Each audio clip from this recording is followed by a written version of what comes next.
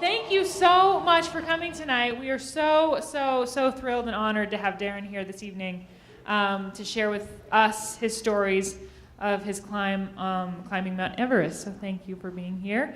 Thank you for coming. It is very rare, although we love it when it happens, that we can have free events at the YO.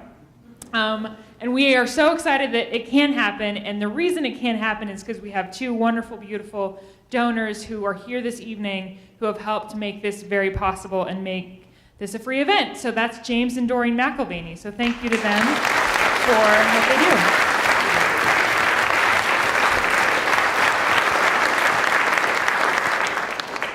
So I don't really have much else to say except thanks again for coming. We know it's a warm day and it's lovely in here, and just again thrilled to have Darren Rogers here. So Darren Rogers.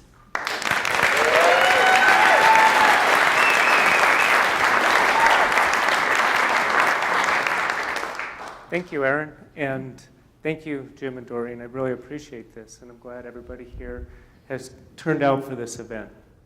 So what I'm going to do is go through climbing of this mountain, and so we can get oriented. And this picture was taken from the Pomori High Camp, which is at about 19,000 feet. Pomori is about 23,500. Can everybody hear me? Okay. So I'm standing at about 19,000 feet. Down here, all these little yellow spots, even though it's hard to tell it's yellow, that's base camp. There's about 1,200 people down there.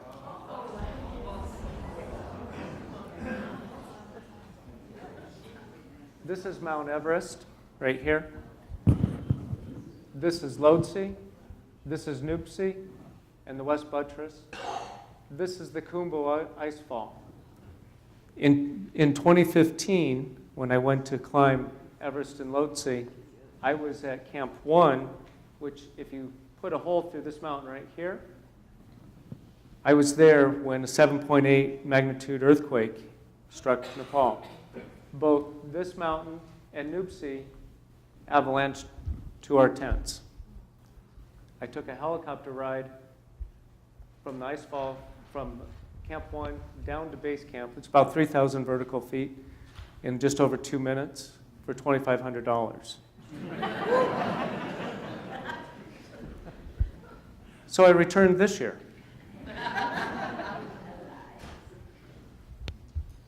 The typical climbing schedule for Everest is about 8 weeks. People fly into Kathmandu, then they fly to Lukla in a fixed-wing aircraft. And Lukla is about 10,000 feet. And the goal after that is to acclimate the body to the high altitude. So you go up, they go up in elevation, then they come down and rest, and so on. And they trek to base camp. It takes approximately 3 weeks of trekking just to get to base camp. The distance is about 37 miles or so. Then people do a Camp 1 and Camp 2 rotation, again, acclimating the body. Then there's a Camp 3 rotation, and then finally the summit rotation. That all takes 8 weeks, sometimes 9, depending on the weather. I crammed this down to 41 days. And that's after a several-day weather delay. So I flew in to Kathmandu. I took a helicopter ride to Fariche, which is just over 14,000 feet.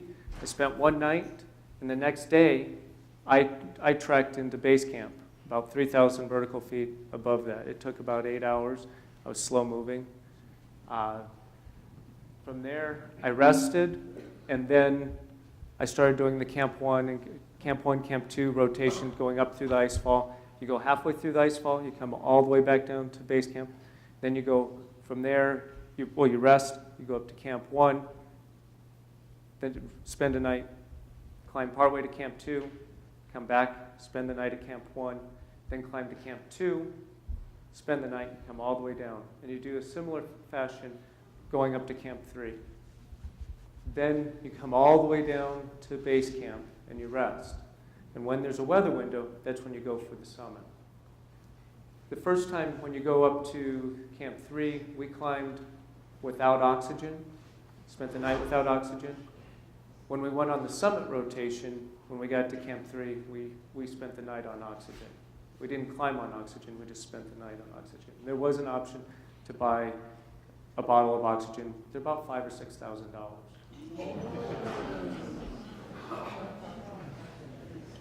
So how do you train to climb Everest? You do them all every day. My training program was that Monday through Friday I ran a mile, just a mile, ran it about 7 minutes, and then afterwards I would do interval sprints. I would do 8 sprints that were 20 seconds long with a 10-second rest in between to a point in time, a place. It was all timed and so on.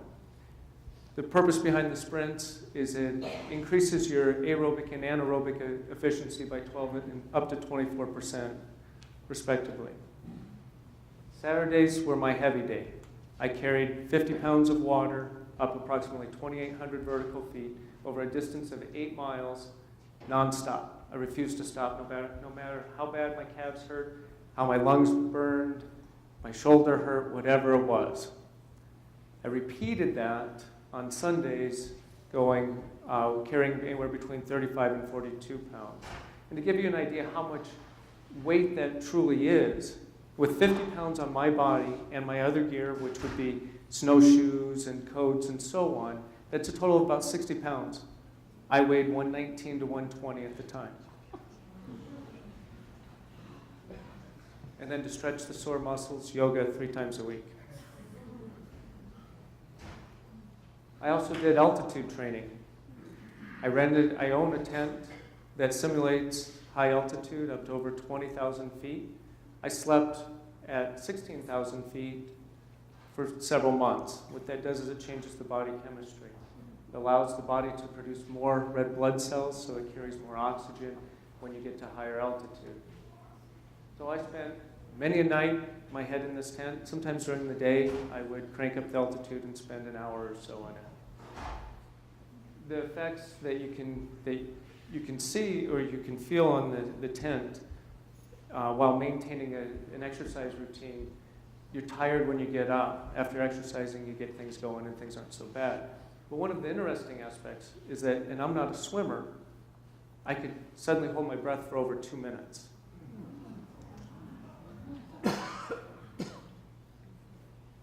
Picture of all my gear. There's backpacks, there's gloves, 4 pairs of underwear, you name it, it's in there. 2 sleeping bags, and all of that fits into that. Oops. These two bags are 96 pounds. The reason they're not over 100 is because I was too cheap to pay excess baggage fees.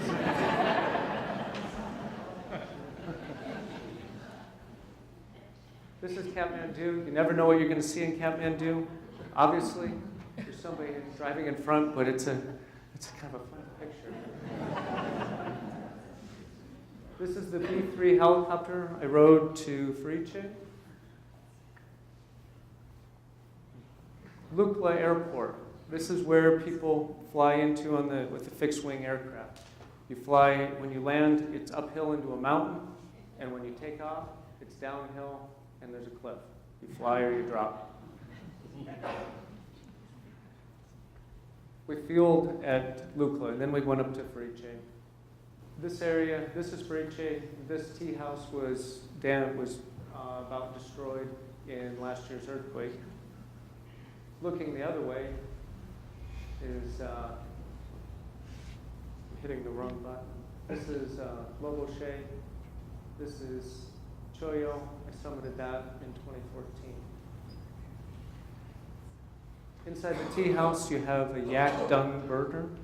So they put yak dung inside this thing, put a little kerosene on it, and woof.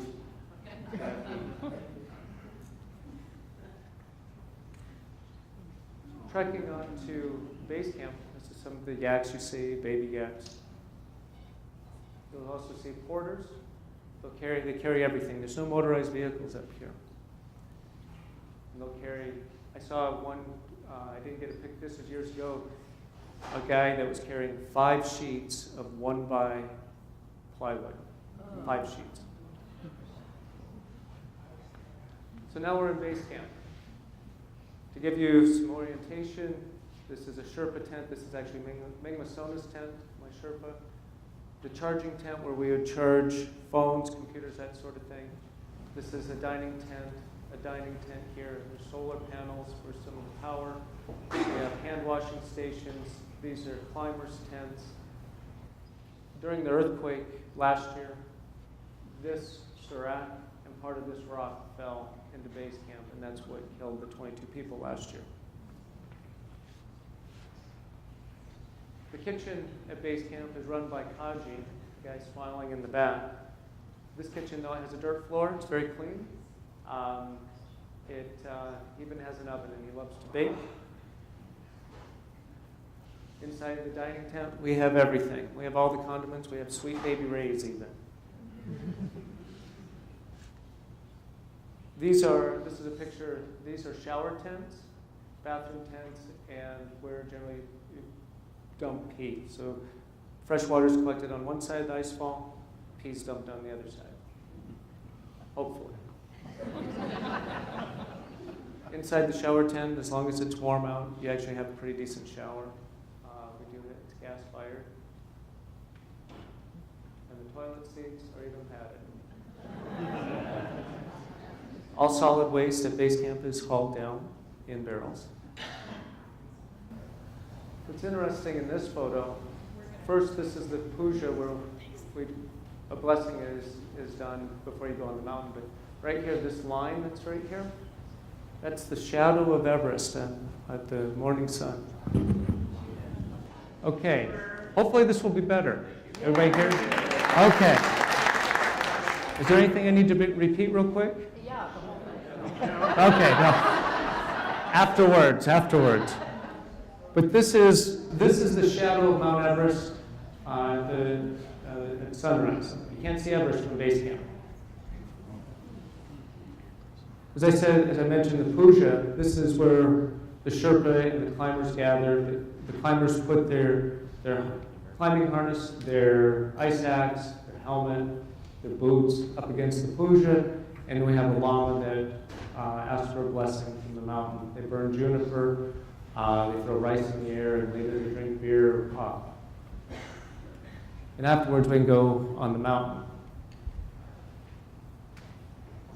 This is a picture of the rest of base camp. This year there's about 1,000 people, I'm guessing. And then you get to go on the ice fall. And this video is a short video of going what it's like. And all of the pictures, all the videos, I had a GoPro on the center of my chest. And they were all coming down, because you're climbing at night and the videos don't come out.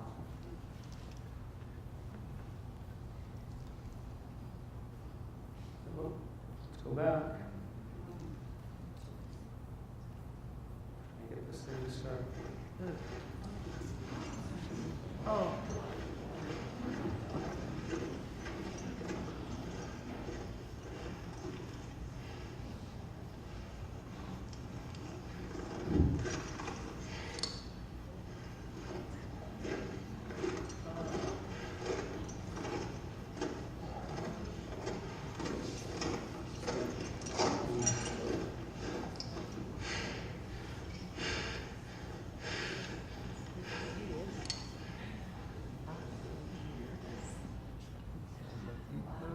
The crevasses in this area were about 150 feet deep.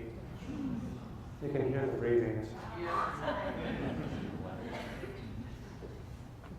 This picture, so in the ice fall, it's always talking, it's always moving or creaking and so on. Sometimes the seracs will fall. And this picture was taken from last year, and the Sherpa I had last year.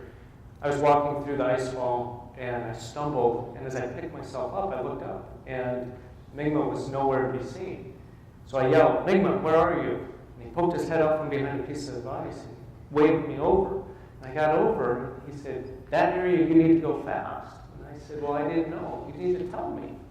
So when we reached this spot, this ice, so you can see that the ladder ends, and then there's some footsteps kicked in along this rope.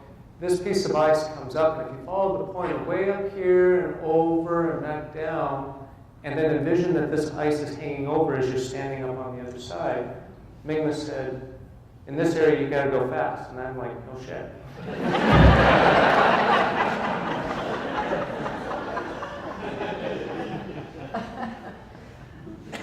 Here's a time-lapse video of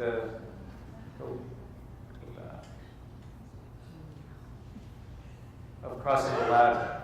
So the pictures were taken every 6 seconds, and I compressed it into just progression.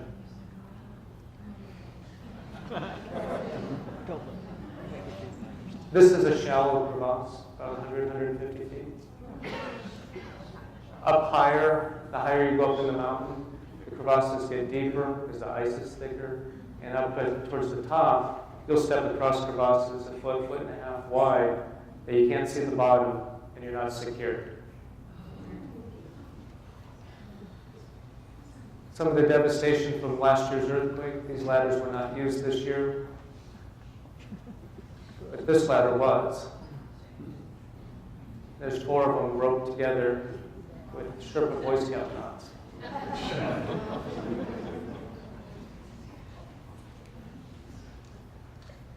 not incrementing.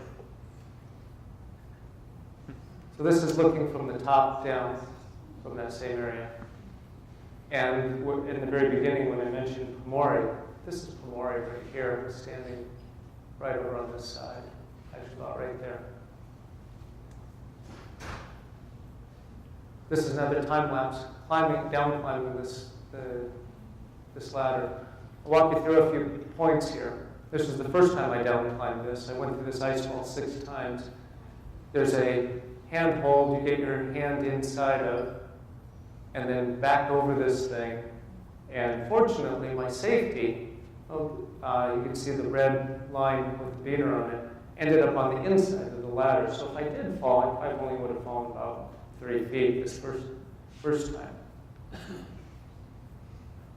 But as you go down this ladder, it bows in and twists. You can see the safety over the ladder right there. The rest of the time, they had us put the safety on a rope that was just right along the side. And I didn't understand why, because if you fell, you were going the entire distance.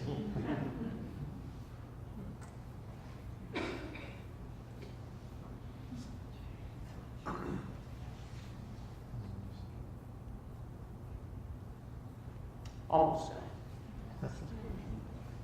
And then you unhook, you walk up to your Sherpa, and then you have to hit fits.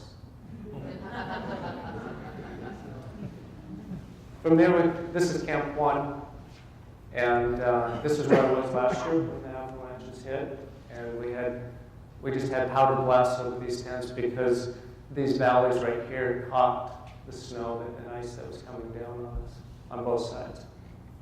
This area gets very hot in the daytime. You try and get here at 7, 8 o'clock in the morning, and then you spend the rest of the time in the tent, relaxing, drinking water. These tents will get up to 90 degrees. Then when the sun goes behind a cloud, you're putting a jacket on. So if you turn 90 degrees from that last picture, this is what you're looking at. And Everest is right up here, and that's Lhotse, and this is the Western Cool. This is halfway up the Western Cool, and that is Everest right here. This area, as the sun comes out, is brutally hot. You sweat like you've never sweated before, and it just evaporates. Your clothes will get soaked, and then you still have to cross all these crevasses, and they're a little deeper up here. This is Camp 2. And what you can see, this is the Lhotse face. You climb Lhotse up this couloir here, and this is the Geneva Spur, the yellow band. And you can see this line that comes along here. These are all climbers, all the way like down here. Lower Camp 3 is right here, and Upper Camp 3, where IMG's tents are, is right here. The time distance between here and there is an hour. We're standing at, right here, this picture is taken about 21,000 feet. Up here it's 24,500 feet. And most everybody probably heard about the Sherpa that died this year. He was fixing lines right up in here, and he fell. He was probably dead on the second bounce, but his body came over here, over the yellow band, and right along here. And it ultimately landed right there.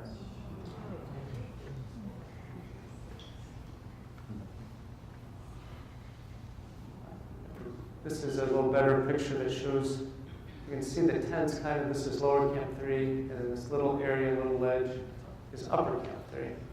And then this is the Bershon, the separation between the glacier and the mountain. This is looking down from Camp 3, upper Camp 3.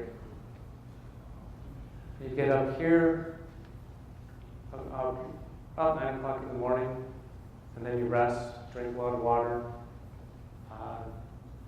put clothes on, take clothes off when it gets really hot. And in the evening, during the sunset, this was picture was taken on the summit rotation. We're on oxygen.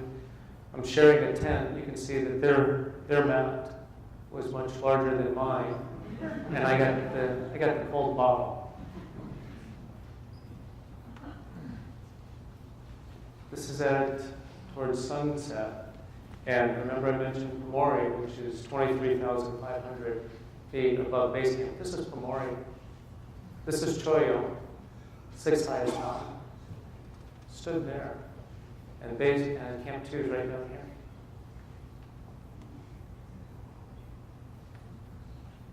So from there, you move up to the South Pole. We climbed on oxygen to the South Pole. This is looking out my tent.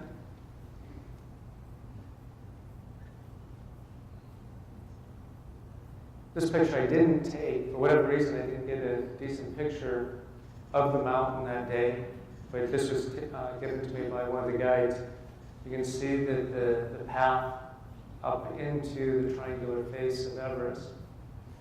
And this is the balcony, and then the southeast ridge to the south summit, and then Everest is farther over. Arrived at Camp 3, or at the South Pole, about noon on Sunday. And noon on Sunday, the 22nd. Spent the day on oxygen, eating, drinking, trying to rest. And then the weather came in, it started snowing.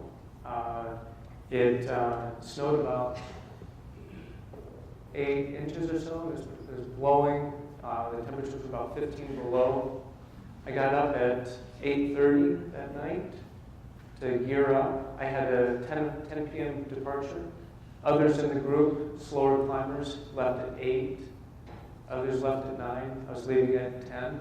It took all of that hour and 30 minutes to get geared up. Your body just doesn't perform. Your brain works very slow when you're trying to remember all the things you have going on. Did you forget? Did you take care of this? Did you, whatever it is. Did you eat enough? Did you drink enough? Did you go into the bathroom? All those types of items. This picture was taken coming down after I had summited. It shows that some of the snow. But I left at about 10:15. My Sherpa, Lingasona, was not feeling well. I could tell he wasn't feeling well.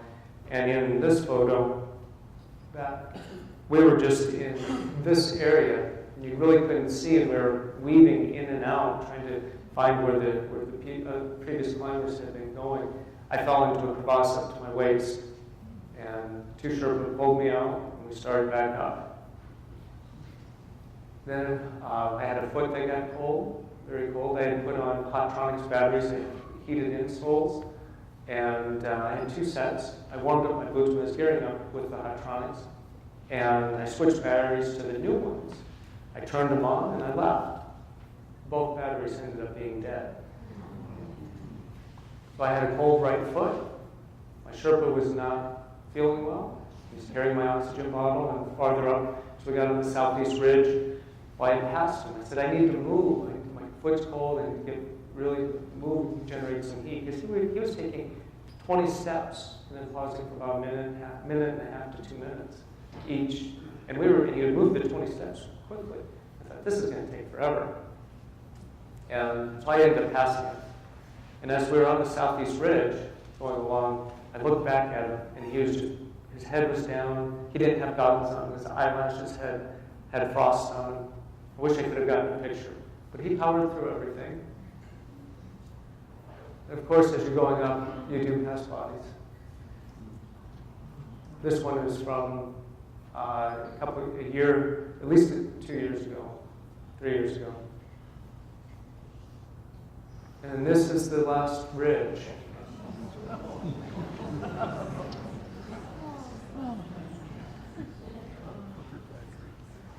As we went up the southeast ridge, which was before this, I was behind a climber that was kind of unsteady. He just was taking small steps, just taking forever. Finally, he wouldn't let us pass. Finally, I was able to get around him at the southeast, the south summit. And so I'm cruising. Remember, all these pictures are taken coming down. I'm cruising along this quite rapidly as the sun's starting to get light out. And I caught up to another climber, and I asked, "Can I pass?" He said, "Yeah," but then he wouldn't let me. but over here in the Hillary Step, I ended up. I was going too far. As I was on the downhill side of the rope, and the rope was actually tied up against my waist, and I was waiting for this climber that wouldn't let me pass to clear the Hillary Step. And the rope was, the way the mountain is it curves, and the rope was actually in the space in areas. And the anchor was farther back. Rope's up against my side, and my Sherpa came around, and he hit that rope, knocked me right off the side of this. So I had a safety, my Jumar, and I was hanging by the rope with all of that below me, all of Nepal. I'm not sure which side of the Hillary Step I ended up on, because the adrenaline kicked in, and I was up and over. And I was telling the Sherpa, "Maybe don't do that again." So anyway, from here, you end up on the summit. So what's the first thing you have to do? You have to take a killer selfie, right? Right at sunrise. It was about 15 degrees is what I expected here. I was able to move around without gloves or my mask. I was up here for about 20 minutes. And this is a video from the summit. Hardly any wind. And you'll see how slow the climber is that I passed. And the last 50 yards or so, I ran this. I was able to get around him on the left side from our perspective. You can see him right here, how slow he's moving. Drove me crazy. So I ran the last 50 yards or so once I was able to get around him. I mean, he's still coming.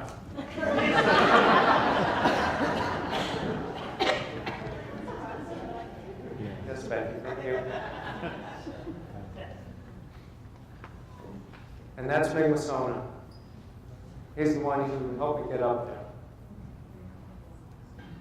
Meanwhile, the slow climber right here making a satellite phone call. Pardon me, can I borrow your phone for a minute?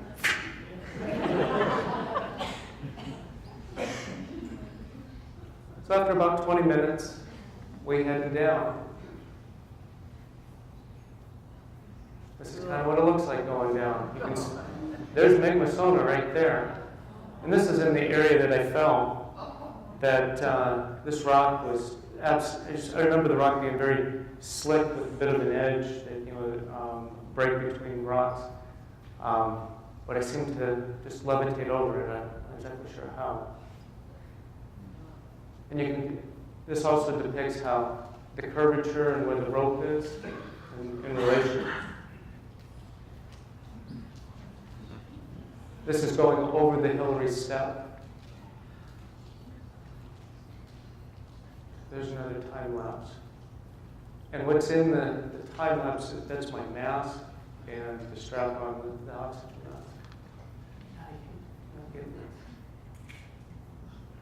There we go. So this is going over the Hillary Step and a little bit further beyond. I'll be turning to my left, and you'll see the Hillary step, although it doesn't look, it's snowed over.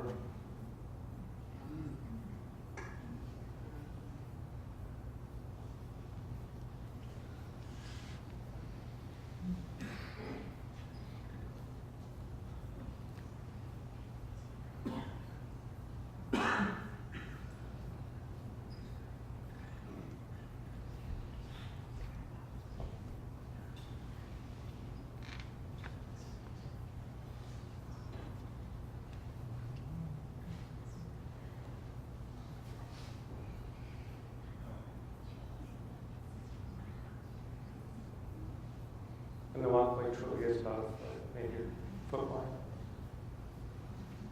From there, you head down. Everything looks smaller from up there. One of the things you can see right here, and you have the curvature of the earth, but this is Lhotse. It's 1,000 feet below you.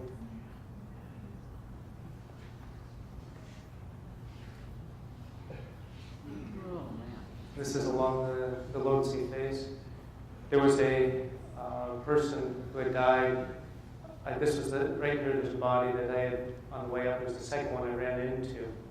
And I paused and I picked up their hand and just kind of reflected on their life. And then I set it back down and kept moving.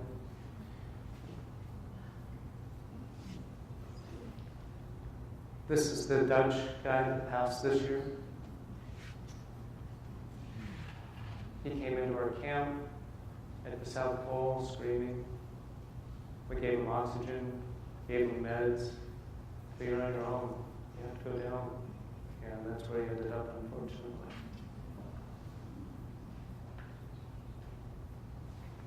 Those are oxygen bottles, and this is right at the yellow band. And by this time, it's about 9 in the morning. It's a little past 9, about 10. It's hot. It's just miserably hot. Mingma still has a snowsuit on. I've been slowly stripping the clothes off. Brutally warm. We ended up down at Camp 2 and had food, water, resting. That night, I was laying there in my tent, sleeping bag, and thinking, wow, he just summited Everest. Is that real? So it's a very surreal thing, just thinking about it. And then it dawned on me, I still have to get through the ice wall. And before, I'd always looked at the ice wall as fun. I mean, it's a challenge. If things are moving, it's never the same. You have to be on your toes, it's better to be fast and strong and so on. And after that, I didn't sleep. To give you an idea what happens in the ice fall is, so this picture was taken on one of my trips up. Actually, this was on the summer rotation, so 10, 11 days before. And so 10 days later, I'm coming down. This is what the ladder looks like. So the ice, and the first time we went across it, it didn't have this large block of ice in it. But this ladder is basically gone. They put a second one. You have to navigate this. A little hairy. But we were to get some timing stuff. So I left the South Pole about 10:15 at night. I reached the summit at 5:20 in the morning. I reached Camp 2 at 12:30 that same day. The next day, that was Monday. Tuesday, I ended up in base camp, 3 hours. We really cruised through there. A friend of mine, another Mingma means Tuesday. He gave me a scarf. And Kaji made a cake.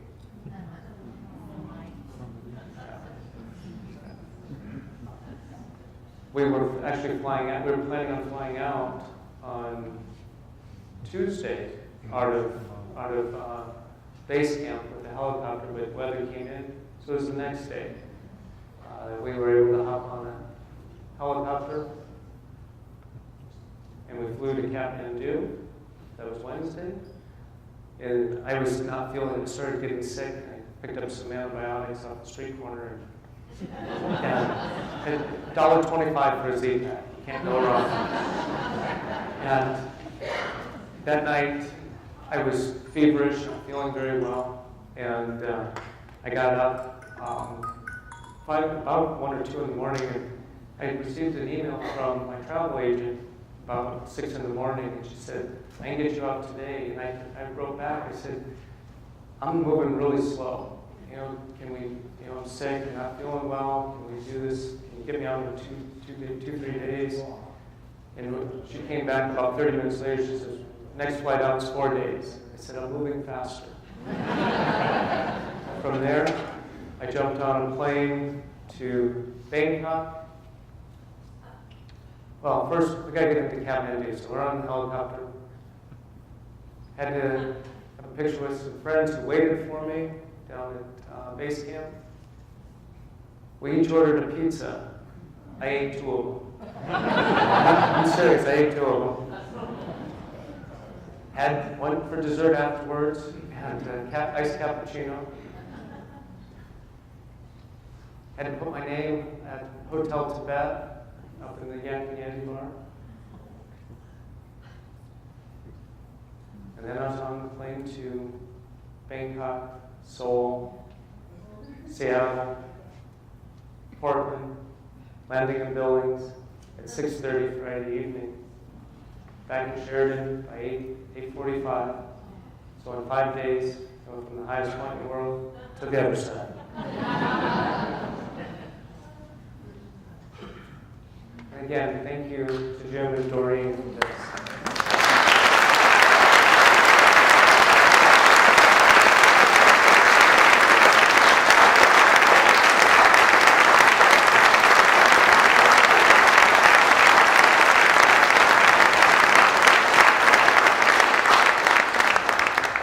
Questions? Are you going to do it again?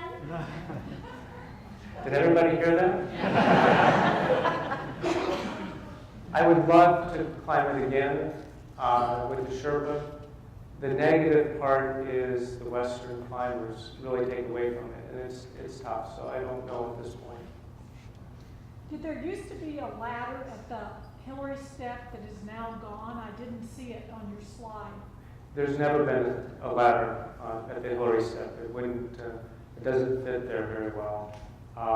The way the Hillary step is navigated is you raise your foot, you get your crampons into a crack, and literally it's like getting on a horse backwards where you swing your leg over, and now you're standing in China. And then you turn and go up.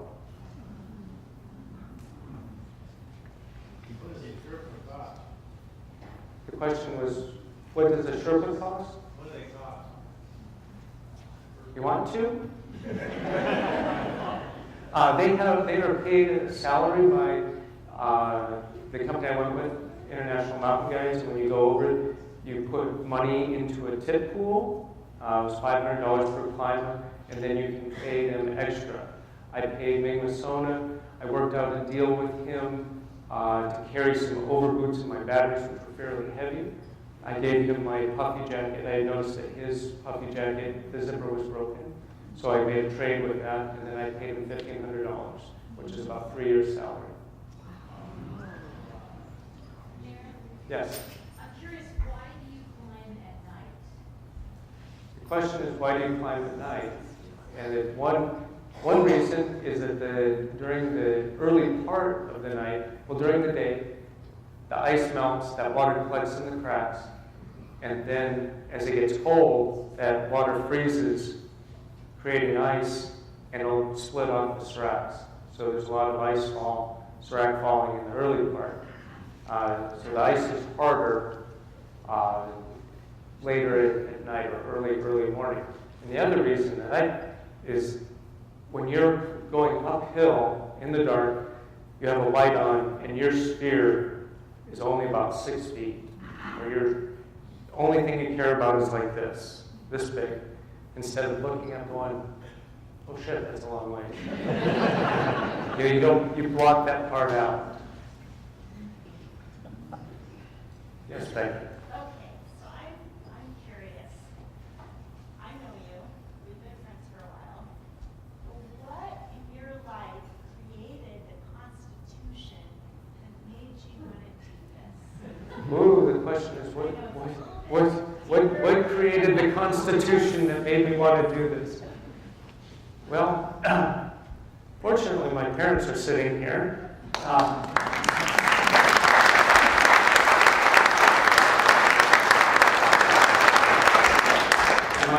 could attest that from the time I was very little, I was always in a tree. I was always climbing. I was probably into a lot of other things as well. But I was always climbing.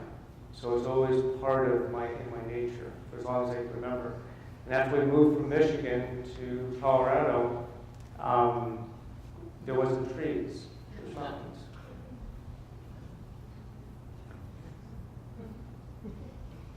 Yes? You're probably aware of this. Reinhold Messner climbed it solo, alpine style, without oxygen, years and years ago. Correct. I wondered what you thought of that. Reinhold has done more for the sport than any one person since. I listened to him speak January 2015 in New York, and he's a very accomplished, driven individual, and he wanted to see how his body did, and his quotes are, without the possibility of death, there is no adventure. What's your next adventure? What is the next adventure? Well, I'll tell you this. Whatever it is, it's probably not higher than Everest. What's that? The lowest point of the world possible. The lowest point of the climb? No, that'd be your next adventure. Yeah, the lowest point. And yes, I'll have to pick up diving.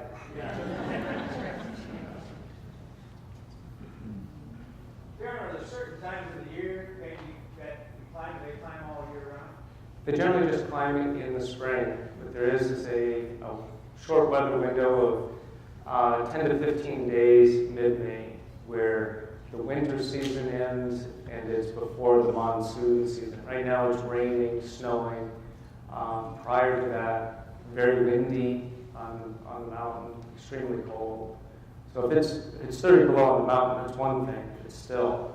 But when there's 40 miles an hour wind on top of it, at altitude, that's brutal. What is your opinion about how much trash is left up on the mountain? It's an unfortunate reality that in areas that there is trash.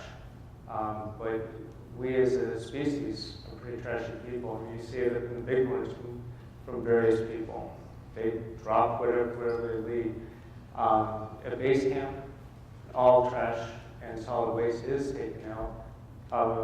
Most of the stuff at Camp 2 is taken out. Up higher, the oxygen bottles, at least with IMG, they're taken down, and a lot of the trash there. There are tents that have been collapsed. It's hard to pull them out. It takes a lot of work. It's kind of like removing the bodies. It's almost impossible. So it stays where it is. In the back. I might have missed it, but what do you say the whole budget is for a typical person who goes on a guided climb? The IMG website advertises climbing Everest for about $45,000 plus airfare, insurance, Sherpa fees.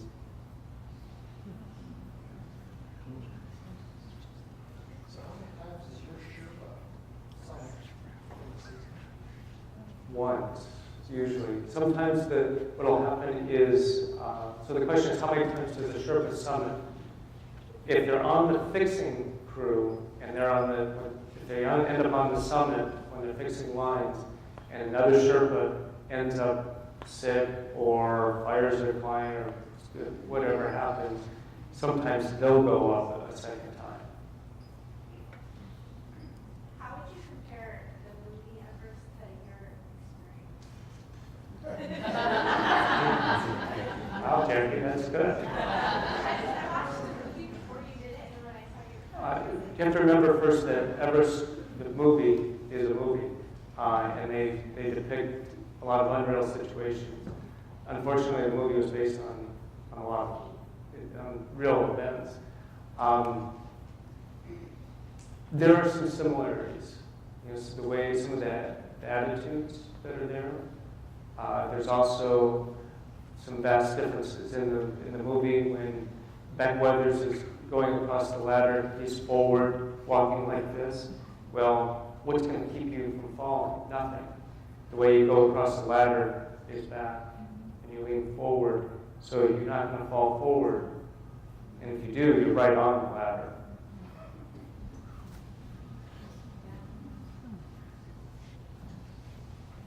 When you get to the Hillary step, people are coming up and some are going down.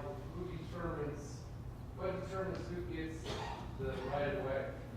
I have no idea. I was there just waiting for one person to clear. It was only the two of us on that ridge at the time. You know, and in that video there was, I think, nine people total on the summit or right at the summit. There was a traffic jam when I went up. But I honestly don't know. And there's a lot of ego on people won't let others pass, so I don't know on that at all. I think you mentioned that an extra oxygen bottle was 5,000 to 6,000. Correct. Is that with the company that you went through, this IMG? That is correct. International Mountain Guides, what they have is their bottles are larger. They're 17 pounds, and they have a proprietary regulator on. And they're brought back to the U.S.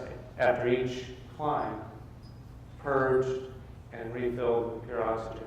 So those bottles are kept. The regular bottles are much smaller, longer, and they can be easily stolen. So the IMGs with the regulator system is proprietary. Somebody from another group can't just take your oxygen, and that does happen out there. Have you noticed any long-term effects from being that high that long? No.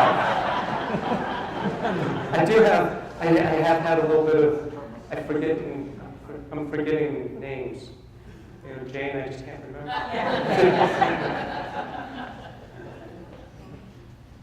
Yes. What would be the most challenging thing that you found? Was it more emotional or physical? The question is, what's the most challenging part? It's definitely emotional and mental, and it had to deal with being in the dining tent. The way the mountain works, or the camp works, breakfast is at 8, lunch is at 12, dinner's at 6. And 15 minutes prior, one of the helpers comes out, bangs a pot with a rolling pin, and it says, come to whatever meal it is. People wouldn't show up until well after the designated time, and the Sherpa don't serve until everybody's there.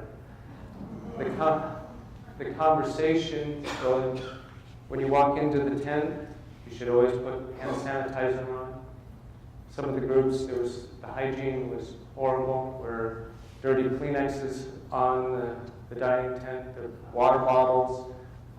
You always wear a buff, partly to warm the air when you inhale it, and keeps away the kumbu cough, and also you're coughing a bit, so all that's covered. A lot of times people don't have that on, and always, and I've been on numerous expeditions, the conversation is always about bowel movements. That's tough.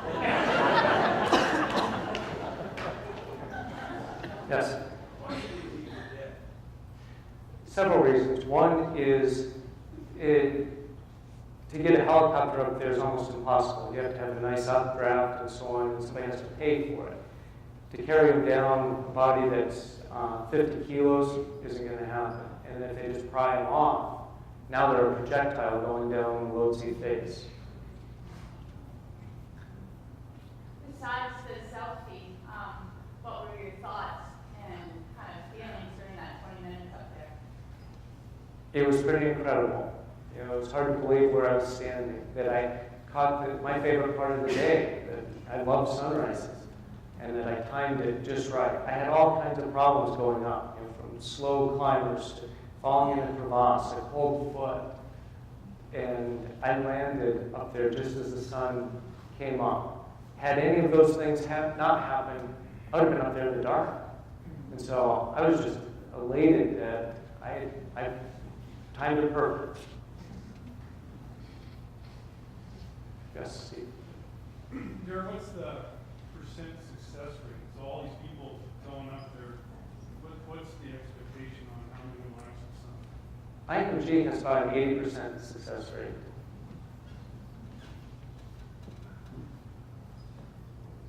I think it varies on climbing companies, but I don't know those statistics.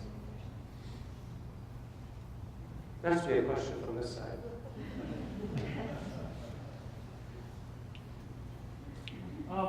After I started following you, which I thought was really interesting, I read a couple articles to where once people summited Everest once using oxygen, then they wanted to do it without using oxygen. How much of a difference do you think that is, and you didn't want to maybe attempt to do it without oxygen? It's a huge difference. First, oxygen is what keeps you warm. And for me, when you put on oxygen, it's like jet fuel for me. But no, I won't climb it without oxygen because I have Raynaud's, which is a circulation issue in my hands and feet. And I don't want to lose any of them.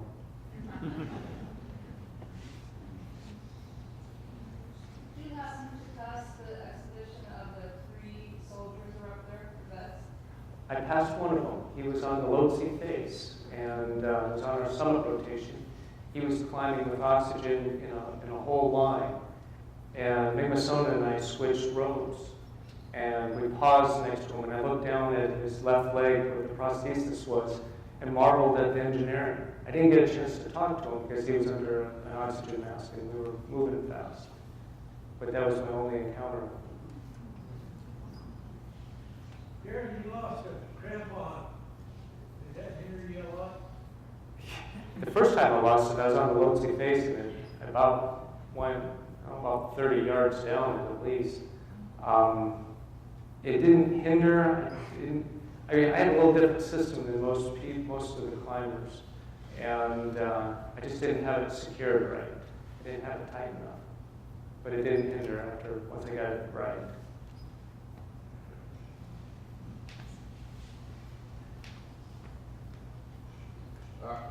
I heard that you're thinking about writing a book on this. Tom, where's your ladder? Not that I know of. I have written an outline, but I'd have to spend a little more time on it, and I have a few other projects up ahead. Yes? Is there a hard to climb? Is this the hardest climb you've done? No, I didn't think this climb was that difficult at all. I think the harder one would be Amadalum.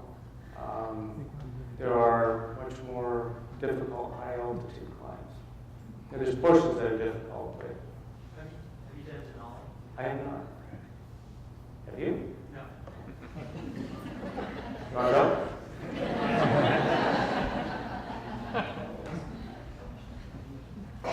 Anything else? Oh, one more. Have you climbed K2 or any of the other peaks haven't. there near Everest? Choyo, which is 12 miles away to the northwest. I summited that in September of 2014. So it's 6th highest of the 14 peaks that are over 8,000 meters.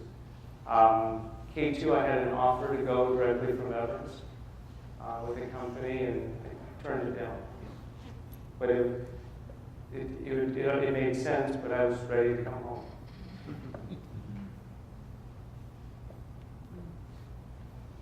Two more questions. 2 more answers. Did you bring a lucky charm? And how are you different after this? Yes, I took several things. I took the warrior stone that you happened to give me. So who carries rocks uphill? I did. And it I actually pulled it out a number of times and studied it and held it. Just thinking, to focus the mind away from different things. And how did this change me? I haven't figured that out yet.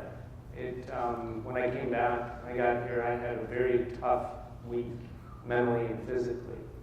And still, It's still a surreal thing. Where was I a month ago? That sort of thing. So I don't know yet. Ask me in a month. I know. Yes. Do you have enough video to do a video presentation of your trip? No, I don't. What I found is that the video was blurry, and I was very conservative in what I was taking. I would have only 2.5 hours, and I didn't know how long I had.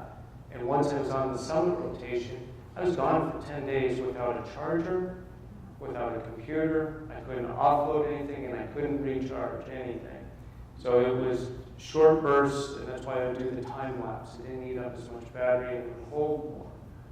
So that, some of these, I have a pile of time lapse, but I don't have a full video. There's another. Where did you train when you were doing the 3,000 vert on the weekends? Where were you, in the area? Or? Yeah, I was here. I was up in the big ones.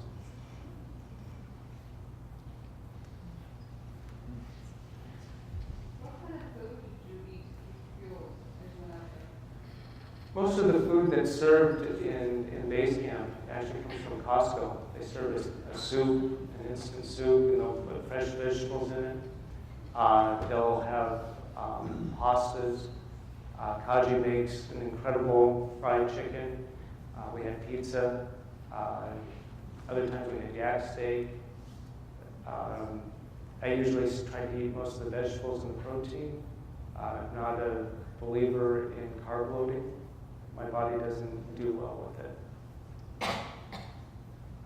And up high, when at the South Pole, I had steak and potatoes. I had instant mashed potatoes with beef jerky.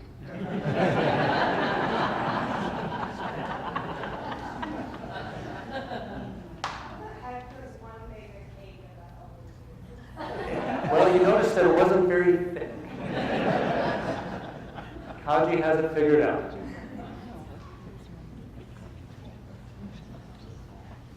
Anything else? All right, one more. I don't want to be disrespectful to the individuals that died up there, but did you happen to pass Green Boots? Green Boots is on the north side. I summited from the south side. So no, I did not. What are green boots? Green Boots, he is a climber that passed away, probably been 20 years ago, at least, maybe even 25. He's on the north side, and the line is fixed right over him, and you have to step over his body as you climb. You said it was very warm. How did you get enough water? I didn't drink anything on summit day.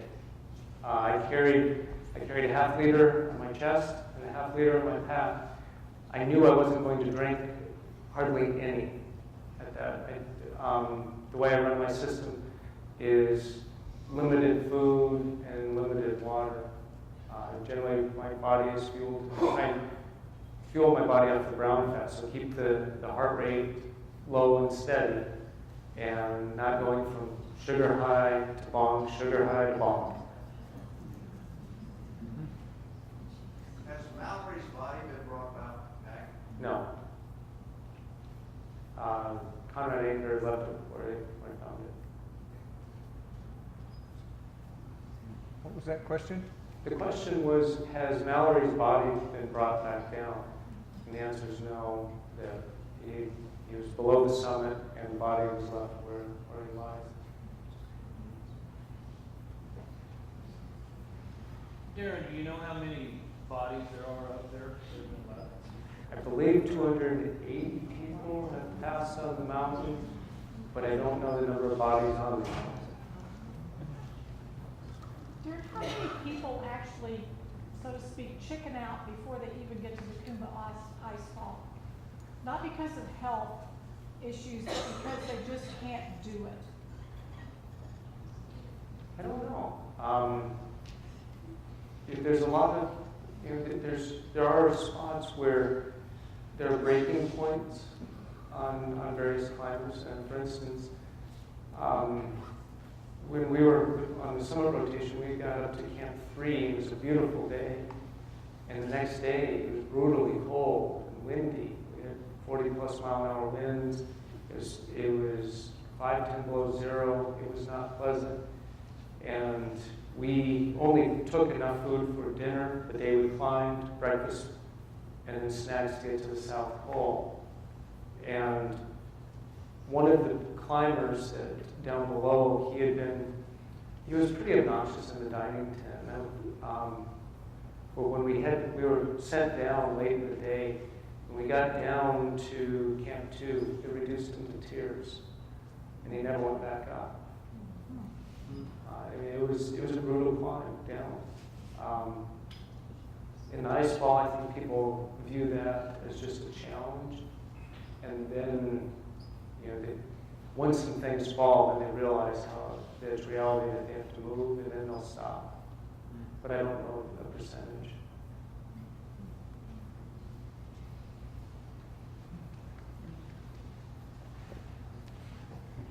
That's it. Thank you very much.